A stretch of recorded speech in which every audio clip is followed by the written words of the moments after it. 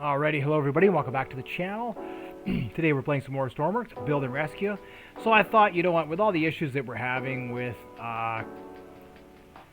we seem to be having with the fluids right now, let's build a nuclear reactor, and then that way we don't have to worry about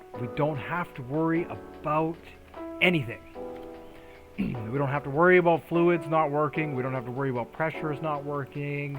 And then that way the developers can just do their thing. And yeah, they can just do their thing. whatever that is. Okay, so first we're going to start with the nuclear fuel assembly. We have the rods, and then we have the control rods. We need the control rods to control the temperature. Yeah, so I'm going to make this one small. Let's see, what did I do? We want to leave one block. Okay, one block around. Just like that. That'll work. Let's see. I'm not too sure how tall it needs to be. Oh boy.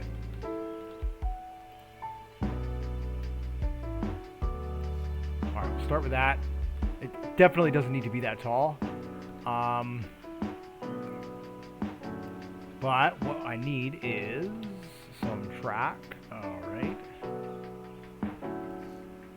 And then we need one of these. Actually, let's see here. Come up. What's that? 1,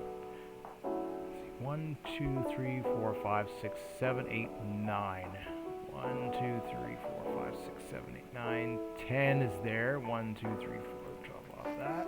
Is that right? 1, 2, 3, 4, 5, 6, 7, 8, 9, 10. Okay, so that should be the top.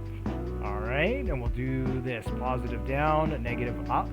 Okay, and then from there, we want to attach our rods, our nuclear fuel rods. This is what is going to give us our nuclear power. Alright, so this will heat the water up to a certain temperature. Perfect. Okay, and then the control rod. So where does the control rod go? Well, the control rod actually sits in front of, just like that. It just sits in front of the chamber. Okay, and now what we can do is we can fill this in. We can fill this in, and we can fill this in. Now we can actually cap the chamber here. We don't need this upper section. Also, they fixed it so you can lay this down on its side. You can lay it down on its side, and the radiation won't leak out of it. Now that wasn't happening before. They only just fixed it. Now I don't know if they fixed the being able to exchange uranium in the Arctic. I haven't tried that either, but they just fixed this part. So yeah, it's been, I don't know, nuclear power has been in the game for how long? And they just fixed it now. So yeah, so finally we got the fix in, and now here we're dealing with it. Okay, so I got these 2x2 windows just so we can see the, oh boy, there's going to be a lot of them. Just so we can see the chamber heating up here. Really simple.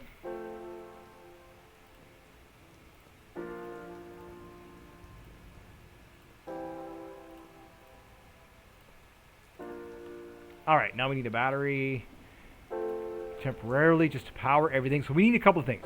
We need a battery. Alright, we need a fluid spawner. If I could... No. It's funny, we have... If you search up liquid, right? All these things come up with liquid. And then if you search up fluid, all these other things come up. So I just not sure. And this is called the fluid spawner, but it also spawns gas. So it should just be called this, you know, spawner, whatever. Anyways, I'm sure they'll get around to doing that. Okay, so now what we want to do is we need to suck the water out of the chamber, and we need to pump water back into the chamber. So let's get a pump here. All right, and this is going to go into our, let's see, we search up steam now. So we need a steam boiler. And then one should be, let's see, this is, doesn't actually matter, it's just fluid A and fluid B.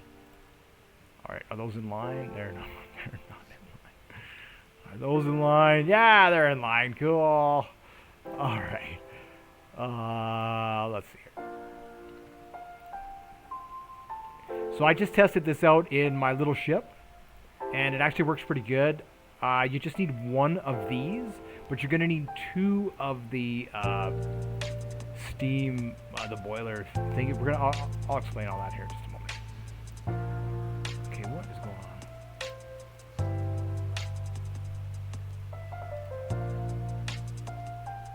All right, so that goes into the boiler, and then we have steam out, and we have fluid in. So what does that mean? Well, that means that we need to convert. So what does that mean? All right, so steam is going to come out this way. All right, and then steam is going to go into the condenser.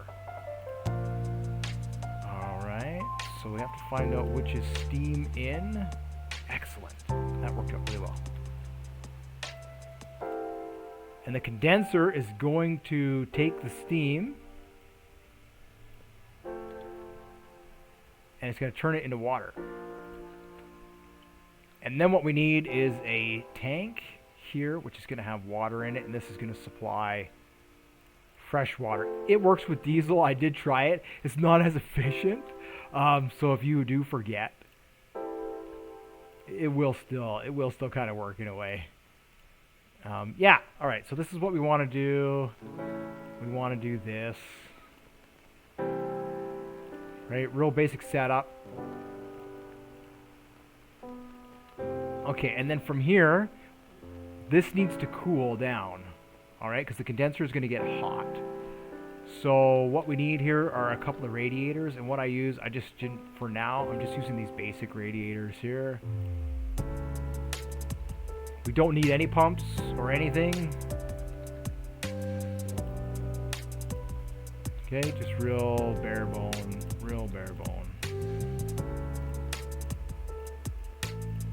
Yeah, and then that way you can build a nuclear reactor in your ship and you don't have to worry about the millions of problems that we have right now with fluid.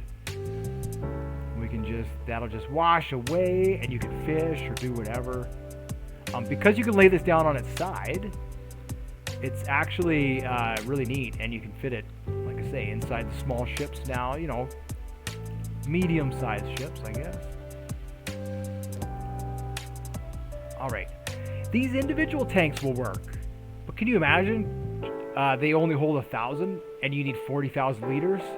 Could you imagine having to set up 40 of these in the bottom of a ship in line and then venting them all? It's just what a waste. Okay, so here's where we're at. So this is it. Now, how do we get RPS? Well, we need a... No, we don't need the boiler. We need...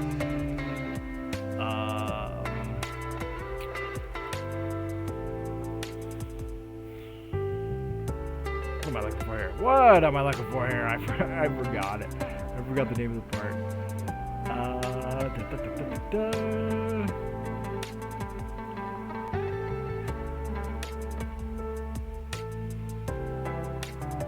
Let's see. Oh yes, we need the turbine. All right, we need the turbine. So the turbine we will set up here, and actually this is different. So is this in? Steam out. No, I don't want the turbine.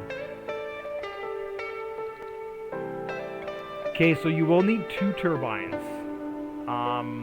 With the single water jet, the two turbines will give you 10 RPS if you have like 7 of the gearboxes. That's pretty much how I had it set up.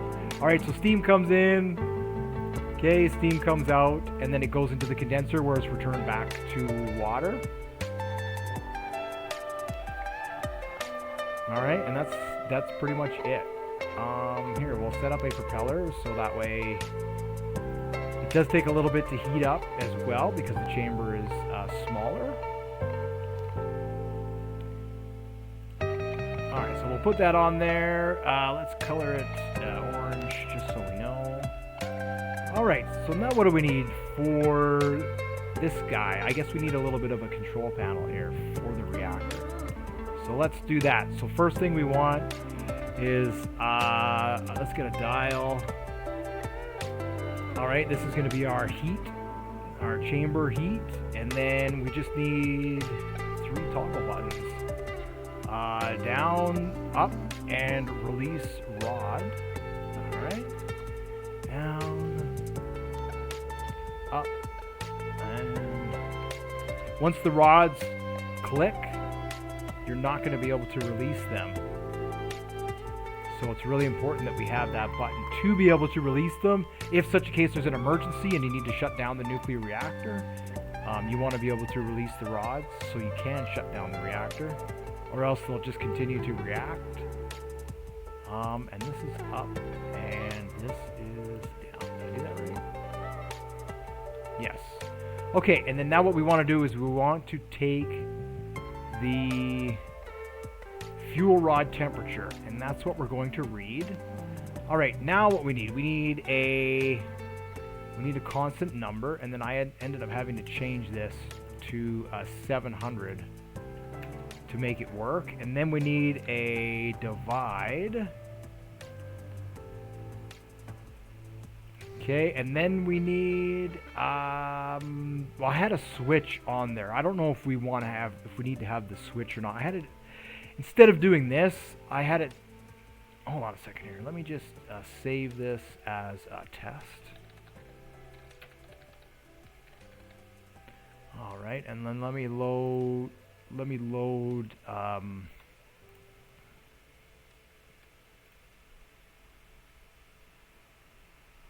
small nuclear reactor.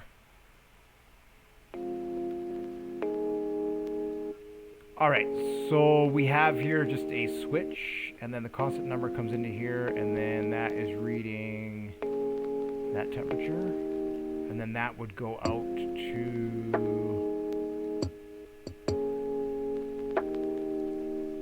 oh boy, let me just paste this here, and then that way it's not flashing on me. Alright, so all those are reading the temperature.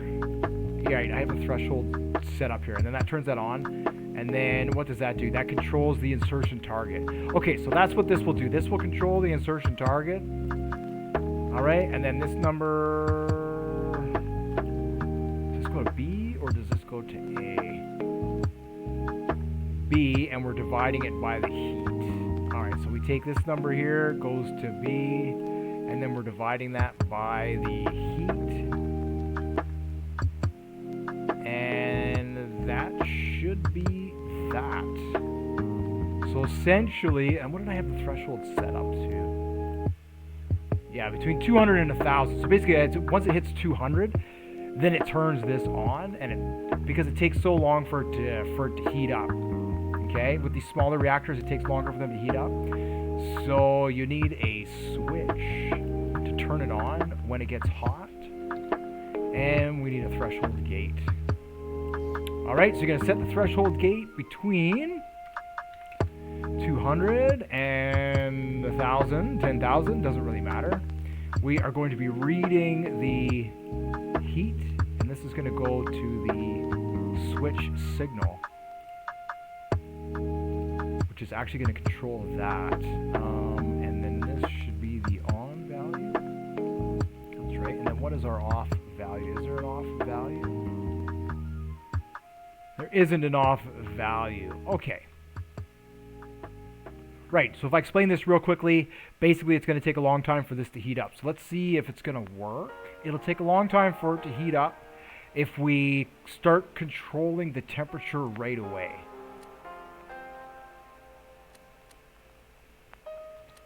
Probably need to connect electricity to all of that. So this way what we're doing is we're allowing it to react on its own, and it'll heat up faster, and then when it gets to our desired temperature, and now you'll see it'll stay at 200. It won't go beyond 200. Even if we set this to 1,000, this small reactor won't heat up more than 200. So I am a little concerned that perhaps in the cold weather there might be a bit of here, and we'll compare it to this one. This is the one that does work, and I know does work, so we'll just compare it to this one here. Alright, so you see how slow it's going?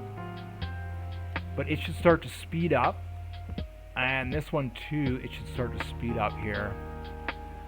And it'll go faster and faster and faster until it gets close to 200. This will switch on. And then, like here, as you can see, the on value is 0.04. And then here, the on value is the same. Alright? Same value, 700. What are we at? 31. Are we heating up faster than this one? No, we're already at 42. Yeah. And that is basically that. That is our nuclear reactor. I did tip it on its side, and I did walk around to make sure that there was no radiation leaking out of it. So originally you had to have it standing up like this, and that's why my ships were so large, because I had to fit this inside them. But now that I can lay it down on its side, I can actually, it changes things. Now you need a minimum of 4 rods. I tried it with 1, I tried it with 2. It doesn't heat up. It does not come anywhere near close. So you need a minimum of 4 rods in here to get anything out of it. And again, the RPS coming out of here is going to be fast. But remember, once it's in the water and once there's load on here, it's going to be a lot harder to push the turbine, especially with a big ship. So the ship that I have, it goes about 10 meters per second with 2 of these. I didn't change the condenser. I didn't change the boiler. I still only have a single steam boiler, but I have 2 of these steam turbines. Now I'm wondering, you might be able to get a couple more in a row. Here, let me see if I can skip that. Or can I skip that? No. Just do that. Yeah. You can hear my computer taking off. Whee! Alright, what are we at? We're at 136 on that one. And let's go over here and let's see where we're at on this chamber here. 125. Alright, so the music's back. I've read. I just don't like the choruses. They always throw me off. Right, so you see how this one's starting to slow down? Okay. This one too, it was going fast and now it's starting to slow down a little bit more. And now the temperature is starting to rise inside the steam boiler. So I think once it gets to... I thought it needed to be to 200 for steam, but it doesn't have to get to 200. Oh, it only needs to get to 100 to start to produce steam. Ooh, that's exciting. Alright, so this might actually work in cold weather then. We got oh look, this one's going too. Nice. Right, and of course right now we're running at 48 RPS. So, but as you saw, it took what, like 5 minutes there to start up? So this chamber, it's strange. Now you notice how this one here doesn't go over 200, right? Sits between 199 and 200. And this one is continuing to rise. So I must have done something here. I must have done something.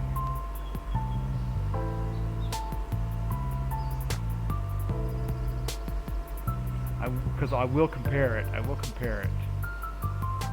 See, this one here,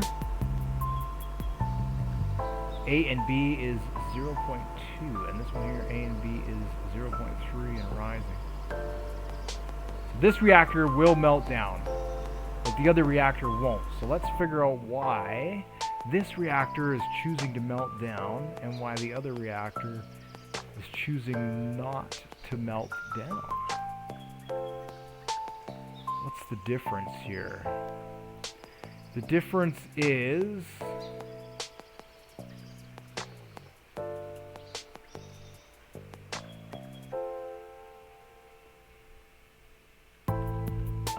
we are reading that temperature into here and into the threshold. Okay, and then here we are reading that temperature into there and into the threshold. Oh, you know what it could be? Ah, did you see that? You see, we were using diesel there as a... Interesting, huh? You see, we were using diesel there in our reactors. I was saying, see, diesel does work. You just have to... yeah, see, and that won't go back up until we release it. So the diesel does work as a coolant, as you saw that. It just won't... It probably has a higher temperature, or this thing might melt down. Maybe it won't stop. All right, so I don't know if I want to sit here and do that all over again. This one does spawn fresh water, and it's fresh water that we used. So yeah, so that's that. Thank you so much for watching, and I hope you found this informative. Like I say, that's how you build a nuclear reactor. You can put this on its side, and for me, this would be the minimum. This would be the minimum size. So then I'll show you what I had to do in the. A little bit of lag here. I'll show you what I had to do in the ship just to get it ready. Teleport over here.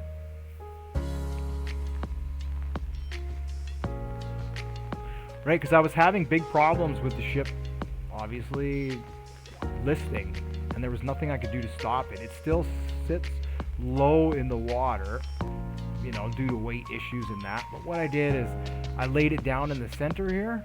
And actually, it probably doesn't need to be so wide.